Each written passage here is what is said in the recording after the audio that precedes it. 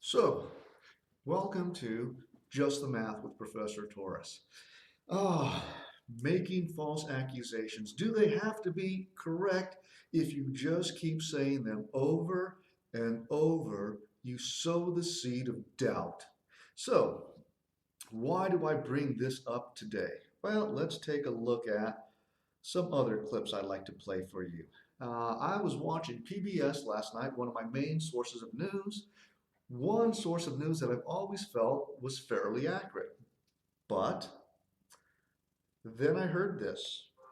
While some states do appear to be hitting a plateau with COVID-19, others, like Florida, are seeing their cases grow. This week, the state's Surgeon General said that residents may need to wear masks in public for up to a year.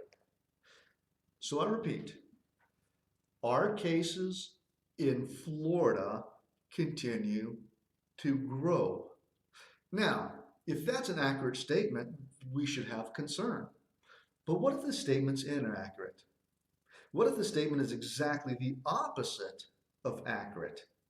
What are the impacts on our society in a state of Florida that depends on tourism for you to say that we're having problems and may not be safe for you to come to visit in the future? Now, clearly, no one's doing any visiting today. But when we open, really is based on the public trust. And are we doing a bad job?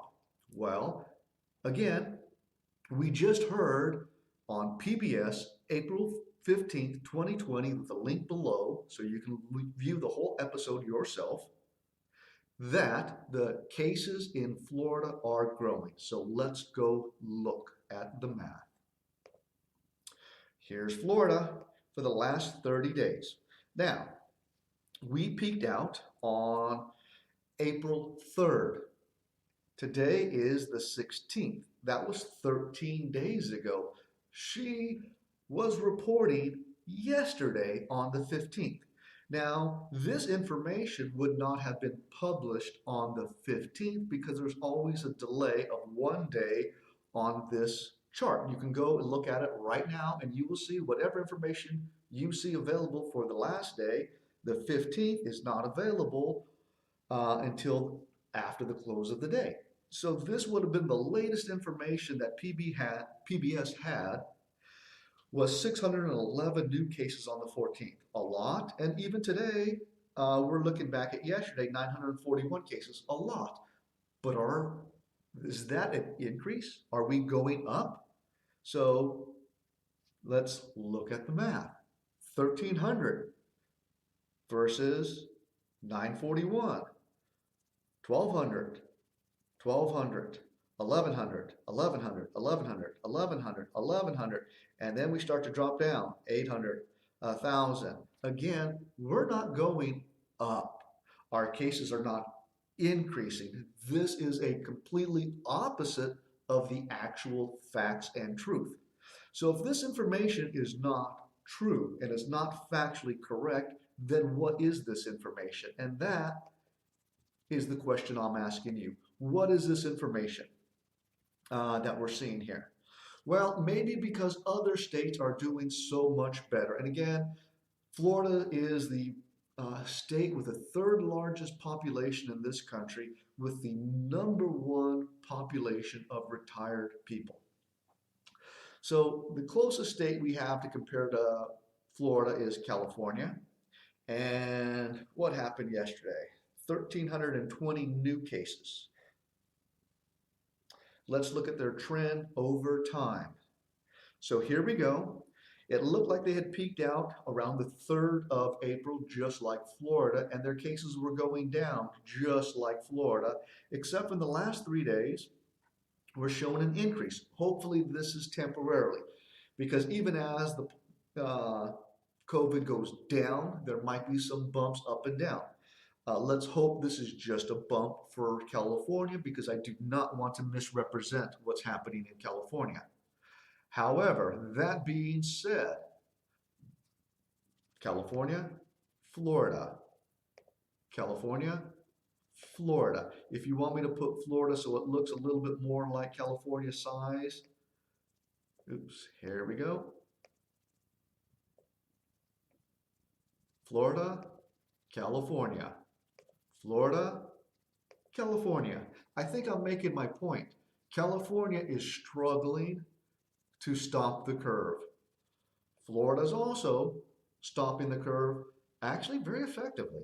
Very, very effectively. So, what we're seeing here in California is not an increase in the number of cases. What we're seeing here in Florida is a decrease in the number of cases. So, if our cases are going down and they say they're going up, I am a little concerned about why that information is being presented on the news. I'd like PBS to answer that question. Why did you make this publication? And again, does this affect Floridians, a tourist mecca of the United States? Would it affect us for you to misrepresent just how effective our state is being? Well, maybe we're not being effective on other matrices. So let's go look at some other matrices. Here we go. Also, this is going to be linked below in the description. I'll get my head out of the way here. So let's look at some different matrices. How about the deaths per million population? What's going on? How bad is Florida doing? So we got New York pushing 600, New Jersey, Connecticut, Louisiana, Michigan, the District of Columbia, the United States on average at 86, but I don't see Florida and Rhode Island and Washington and Illinois and Indiana, and there's Colorado, Pennsylvania, Maryland, Georgia, Delaware, Vermont, Nevada, Mississippi, Ohio, Wisconsin, Oklahoma, and there's Florida. Wait a second. We're having problems in Florida, correct? We're experiencing a disproportional surge in Florida, correct?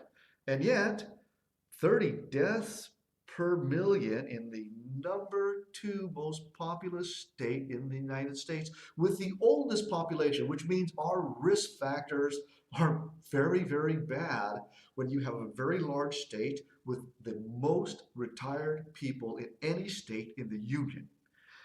And we're way down here. Again, all these states up here, and Florida's kind of like pretty low. Are there some lower states? Sure, there are. Like Montana and Wyoming. Yes, isolated small states with a very low population. Florida? Okay, let's look at some other matrices.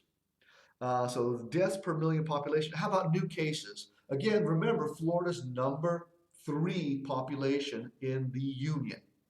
So how about new cases? How bad are we getting hit here in Florida? It's a little bit worse, but again, we're number 3 population.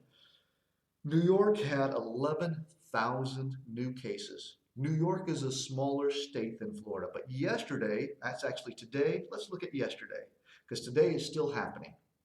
So new cases, not nearly so bad yesterday in New York. Ow, that's not looking good, is it? That's huge difference. But even so, let's use yesterday when the cases were nearly as bad as today. So New York had 7,000 new test positive, and then there was New Jersey, California, the number 1 largest state, Michigan, Massachusetts, Illinois, Pennsylvania, Georgia, Texas, Florida. Florida is the 3rd largest state, and the new amount of cases we have is nowhere close to state number 1, pretty high. Again, California has been doing pretty reasonable. Well, let's talk about California and Florida. And you're saying, well, California has gotten such high marks for how aggressive they've been on their testing, correct? So this also gives testing. So I'm not concerned about total tests because tests in small states and tests in big states doesn't really match up. Let's look at tests per 1 million population. Who's testing their overall people the best? New York's doing a great job. And of course they should be because they have a tremendous outbreak in New York. They need to be doing all the testing imaginable. And we go down and down. And so Florida's doing better than national average, but maybe not as well as we could be. But how do we compare to California? Well, where is California? California, where are you? Where are you, California? Oh, there you are, California. You're testing 5,000 out of every 1 million of your residences, and Florida's doing better than the national average at almost 10,000 per million. So we're testing. We're testing better than California. And again, our cases are close to California. So we have about the same amount of people that COVID has affected, but we're testing twice as effectively as California. Again, I am calling the question, why is this type of information relentlessly being presented by the news media? And I'm going to let them answer that. I'm not going to answer it for them. All I'm going to say is we can predict the impact of discrimination. When you discriminate and when you continually present a negative narrative, it affects businesses, it affects our self-image in a society when we constantly have to have a negative narrative, and especially when that negative narrative is not justifiable by facts.